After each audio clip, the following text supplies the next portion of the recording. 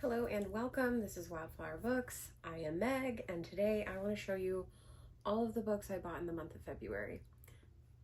The pile is large. February was a really big month for me, not as an excuse or anything, but I think the first weekend of February I went book shopping with a friend. I went to a book event with another friend, a signing that saw us visiting 2 more bookshops. I am on a mission to explore all the independent bookstores in somewhat my area, at least Metro Atlanta and a little beyond. So we also had book club. I had a big February of book buying, book events, book club, and it was really fun. But that's why there are so many. I did also get to use up most of my Barnes & Noble Christmas gift cards, so that was a big portion of like the Barnes & Noble part, and it was really fun, but I am ready to slow down a little bit. Again, there were pre-orders, there were shopping, there were signings, like a lot of things happened. So this will not be a typical month for me, and I do want to slow down. I don't want to have like 25 plus books every month to tell you about. It's a little embarrassing. But with that out of the way, let's just get right into it. First up, my Barnes & Noble trip with a friend.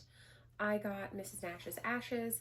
This is a book by Sarah Adler, and I was looking for more Sarah Adler because I read Happy Medium last year, which is a sort of paranormal-ish romance, and I really liked Sarah Adler, so I was on a quest to find at least one more book.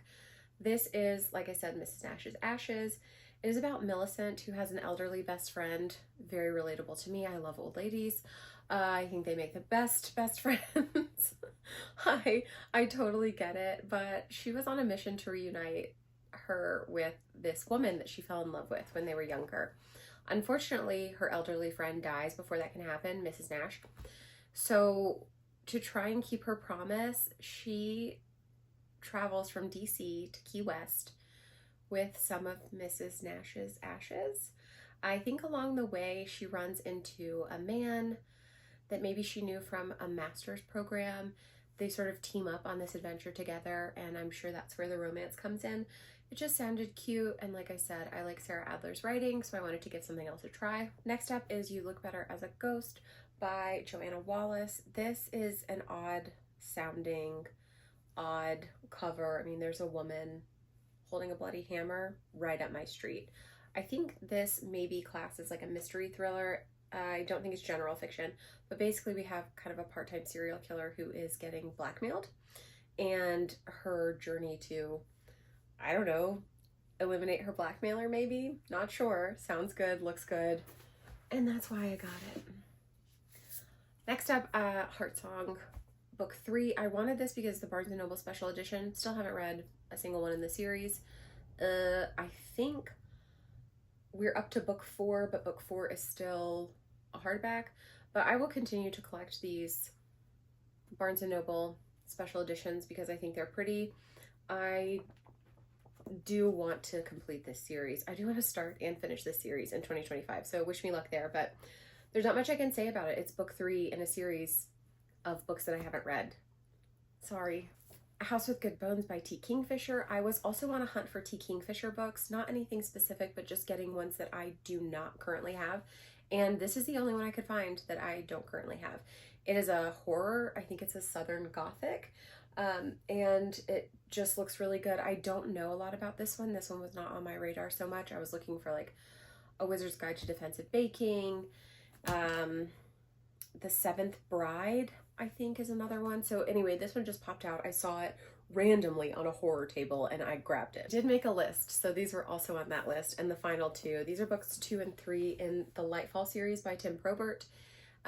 They're great. It follows Bee and Kat on their adventures to resurrect the light, find the sun, you know, that whole tale. I don't want to go into too much detail because if you haven't read it, like, it would be spoilery, right? But again, these are just absolutely beautifully done. Tim, like I think I've said before, Tim does all of the illustration and he writes these books and he has a full-time job. I could not be more obsessed with these. I think there are supposed to be 6. I thought book 4 was coming out this year, but all his Instagram says is working on book 4. So holding out hope for that. There were several pre-orders this month too, and of that, the first would be Dream Girl Drama. I got this from Next Chapter in Long Island. That is where author Tessa Bailey lives, and I think because it was local, she offered a deal with them to do like a personalized signing with the pre-order. It has the sprayed edges, it's really pretty, and they threw in a bookmark for my bookmark jar. I did it with the new bookshelves. I put in a bookmark jar, so we'll put that one in there, put it back where it goes. And they threw in some stickers with the pre-order too, so I will show you if I can really quick. Hot for Big Shots. Big Shots is the name of the series. And my favorite, I don't know. Basically, it says my favorite sports teams are fictional, and it has, I almost said a golf stick. It has a hockey stick and a golf club. Dream Girl Drama is book 3 in the Big Shot series, and we follow Sig and Chloe as they navigate the uncomfortable awkwardness of their attraction to each other while their parents, her mother, his father, are engaged to be married. It's not as weird as it sounds. Honestly, it was not as weird as it sounded to me. I thought it was great. Only Tessa Bailey could write her way out of one of those scenarios, and it was awesome. I loved it. Highly recommend. On my journey to visit a bunch of independent bookshops, I did go out to a store called The Bookseller. It's not exactly in Atlanta. It's in Conyers, I believe.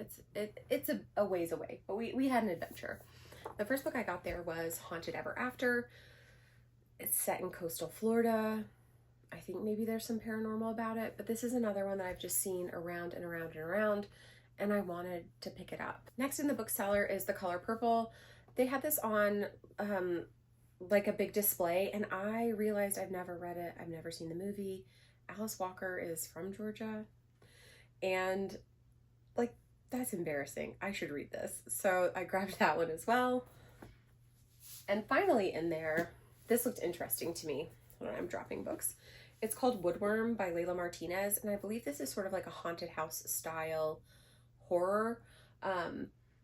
I did read the back. It sounded good to me. I'm not going to read the back to you because it'll be wooden probably and weird, but it looked interesting. I haven't read it yet. Hopefully I'll read it soon because it's quite small, and it's one of my favorite things, the hardback with no dust jacket. And then there are like some pictures of the house and here. So yeah, like I said, it just looked good to me. It looked interesting, or it looked interesting, and then when I read the back, it also sounded interesting. Our local romance bookstore here in Atlanta, All the Tropes, coordinated an event with Bryn Weaver for the release of Scythe and Sparrow, which is the 3rd book in her Ruinous Love series. It follows a 3rd Kane brother, Fionn, and circus worker and part-time serial revenger, Rose. And it was great. It was probably my favorite of the series. I absolutely loved it. Fionn is a doctor. He plays caretaker to Rose, which is a trope that I didn't know existed or that I liked, and I like it. On the day that we had that event, my friend and I went to, we also wanted to stop by All the Tropes because she hadn't been there, and I did pick this up while I was there, along with a couple of stickers. So this is Witch of Wild Things. It says, a perfect mix of magical realism and swoony romance. That's really all I needed to hear. I did want to get a book in there just to support them, because I think it's really important to support the local bookstores so that they will stay around. But again, the cover's cute. It sounded interesting. It has mushrooms on it. Is it a millennial thing to be like obsessed with mushrooms all of a sudden? Or are they just everywhere and I'm falling to the trend? I don't know. Here are the stickers that I got.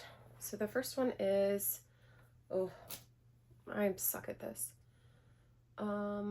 It just says adds to TBR. There we go. My TBR pile just keeps getting higher, bigger. And last but not least, a tarot card style one that says The Bookshelf. Love these, love that they have them. I love stickers. Stickers they're fun. So I got that in there. We also, while we were in the area, went to a Postman Books that is nearby. Just excuse me while I put all of my stuff away. In Postman, I got 2 translations. I have seen The Memory Police around a lot. This is by Yoko Ogawa, and it is about memory police. I think you could probably figure that out. More than that, I don't know. It's just speculative fiction. I think it's set in a semi-futuristic dystopia, and it is a translation, and I cannot get enough of them. I love the cover. It's very interesting, and it was one of those where I saw it. I had been thinking about it for a long time. It seemed like a good opportunity to buy it. Same with the next book, actually, exactly. This is the Kamogawa Food Detectives. This is another translation. It is about a father-daughter duo. The father is a former police detective, the daughter is not, and they both run this restaurant now where they do serve food, but also the main draw to this weird little restaurant that people have a hard time finding is that they will recreate food from your memories. You explain to the daughter a little bit about the food that you're looking to have recreated. The father does like the detective work, tracks it down, recreates the taste exactly. And it was really good. Again, kind of a slice of life, very low stakes plot. And it's sort of broken out into these different customers that they meet. And I just absolutely loved it. There are 11 books in this series currently, and only the first 2 are translated. So I will definitely continue reading them. I want to get book 2 and read it, and then I will not so patiently wait for the rest of them to come. All right, another small independent bookstore that I ventured to this past month was Foxtails. And I believe they gave me a bookmark too, I just don't know where it is yet. So the first book I got is The Deep, and I believe this is like a fictional retelling of Titanic. I'm not sure, it looked interesting and the back sounded interesting. Plus, there is a blurb on the cover by Josh Malerman. And while I haven't read anything by Josh Malerman, I do have a couple of his books that I am planning to get into because they fall sort of in that area of horror authors that I tend to like. So I'm looking forward to that. This place is just so cute too. It was really fun. I had been in there many years ago, and but not since, and it was good. It did not disappoint. Next up is a romance called Give Me Butterflies by Jillian Meadows. This also has a blurb by B.K. Borison, who is an author that I tend to like. So I had seen this going around. I think it's a pretty new release. So it was one that I had kind of told myself, like, if you see it, maybe grab it. So it just looks so cute. Like, look at that cover. Oh, they're adorable. This is another one I actually didn't know anything about. It just called to me when we were in there, and this is An Antique Hunter's Guide to Murder by C.L. Miller. This, I believe, also is part of a series. It is the first book in a series. It doesn't have a 1 on it or anything, but I'm pretty sure it's part of a series. And it is what it says on the tin, An Antique Hunter's Guide to Murder. It's really pretty too. It just looked so good. And possibly my favorite, I was there with my brother and I was talking about how much I love TJ Klune, what a TJ Klune fan I am, but that I prefer paperbacks usually. And as you can see, this is a hardback. It's also a signed copy. So the woman working there, here's the bookmark, said, oh, this is a signed copy and it's our last one. Is that clear? I don't know. I don't know which way to move. Anyway, so I couldn't pass it up. I love anything by TJ Klune. I believe this is a story about people who have to protect a young girl who's maybe running from the government. I could be totally wrong. I think that is correct though. And I don't know, I cannot resist TJ Klune, as you could see with my Wolf Song, Heart Song, Raven Song. I can't stop buying books that he writes because I like him a lot. So that's that. Also, I found it. They gave me a bookmark in there too. Can you see it? So we'll add that one as well to my little jar. I love it. I am so happy with this. All my sweet bookmarks. On that same day, we went to another bookstore somewhat in the area called Poe and Company. they sell a mix of new books and used books. So I picked up Lady Macbeth. I don't have anything, this is Lady Macbeth by Ava Reed, sorry.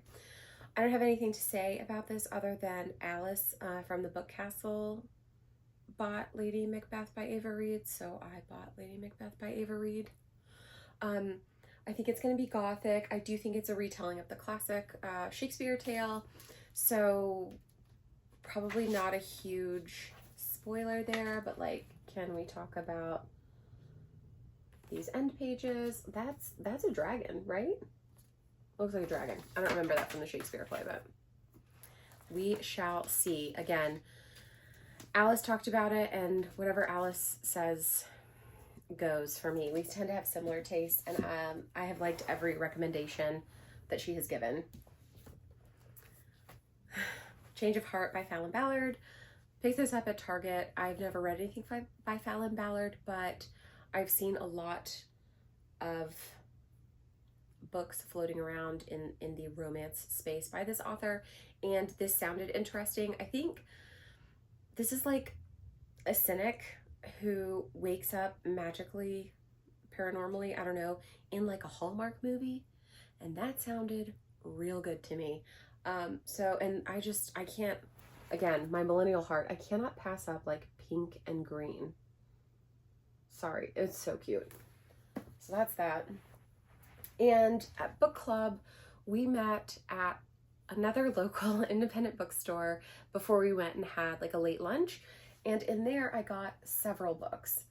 So I picked up Dr. Jekyll and Mr. Hyde. This is another like classic that I don't think I've ever read, and I was shocked at how teeny tiny it is.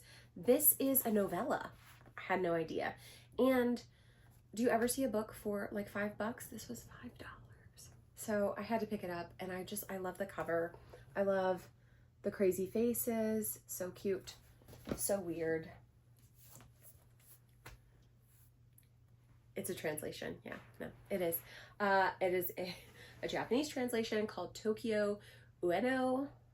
Don't hate me, station. And I think this is about a ghost who is forced to like live every day in this one station. He like haunts this one subway station in Tokyo. It's a little baby one. It sounded very compelling. It's very small. It will fit perfectly on my shelf of translated books, and I'm sure I'll love it. I just cannot get enough of these. I don't know what's wrong with me. If this is wrong, I don't want to be right. I love them. Next was The Wood at Midwinter by Susanna Clarke. She is the author of Piranesi. I also have it, haven't read it. It's like my thing. But this is tiny. It's a hardcover without a dust jacket, which I love. There's gold foiling. It sounded interesting. We have a young woman here who I think maybe, if during the time they knew what it was, maybe she was autistic, on the spectrum. And she just is more comfortable with animals. She's more comfortable out in the wood by herself. And we discover that really what she wants most in life is a baby, but she doesn't want to be married, and she doesn't want to become a nun because, well, really they won't have her. She would like to be a nun, but the convent won't have her. So this was interesting. It's very short. It feels like it should be an excerpt from maybe like a larger collection of fairy tales, but I did quite enjoy it. It's beautiful. If nothing else, like it is truly beautiful. And there are so many illustrations in here. Let me find one of my favorites. There's like 2 dogs, a pig. We meet a little fox. Here's a good center fold. So we have like the pig here, the fox, we have the 2 dogs, her 2 dogs that are like not into what's going on in this scene. Just very interesting, very odd. I like that if you haven't gotten the picture. So yes, I did already read that. I've been on the hunt for this one. I was on the hunt when I was with my brother for this, and I couldn't find it. This is the Murderbot Diaries by Bertha Wells. It is book 1 in, I think, quite prolific series so far. There might be like 7 books so far. Could be totally wrong. I think that's about right. And from what I know about this is about a former murderbot who has gained sentience, and really like all they want to do is watch TV and be left alone.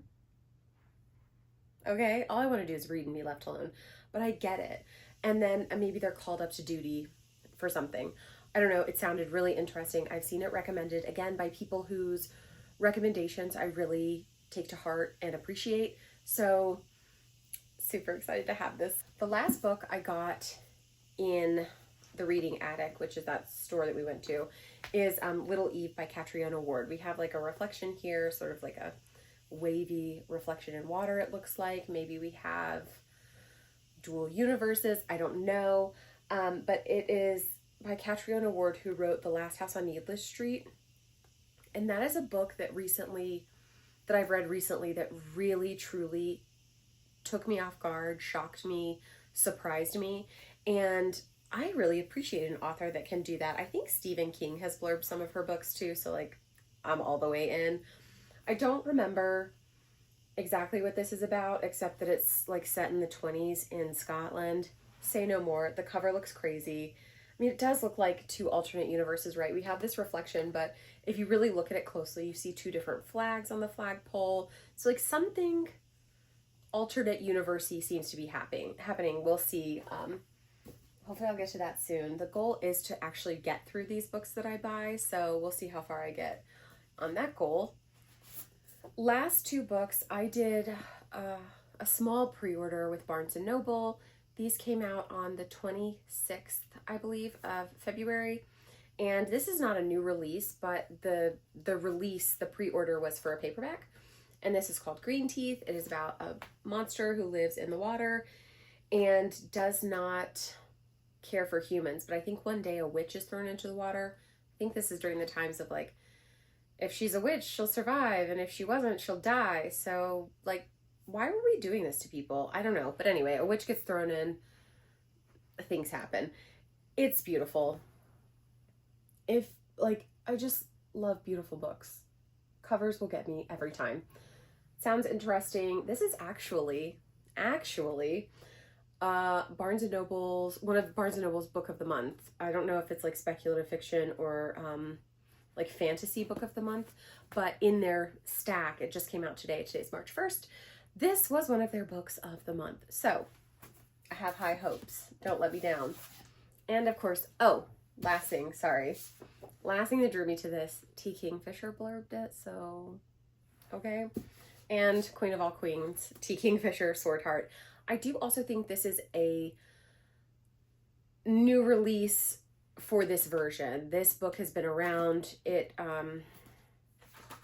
let's see when it was published, because I know it has a different cover completely.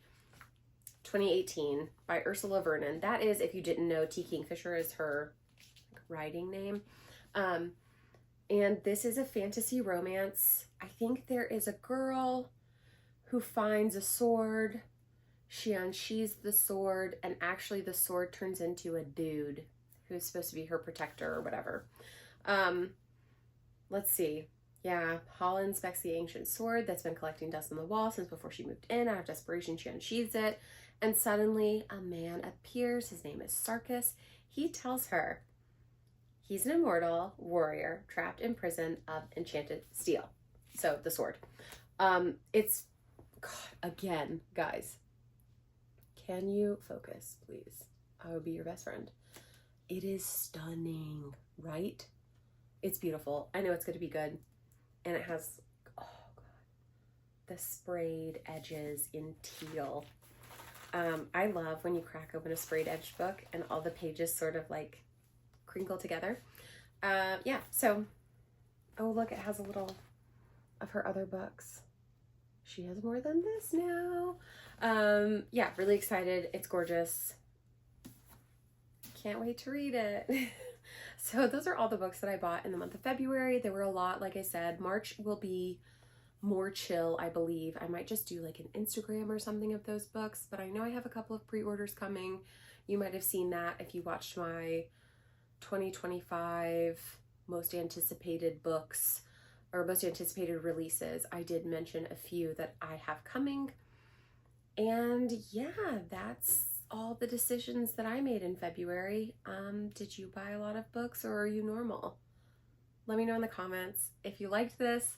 Also, you could give it a thumbs up maybe. I don't know, no pressure, do what you want. But let me know if you found something here too that you weren't aware of and maybe sounds interesting. I would love to know what you're reading, what you're loving. All right, until next time, thank you.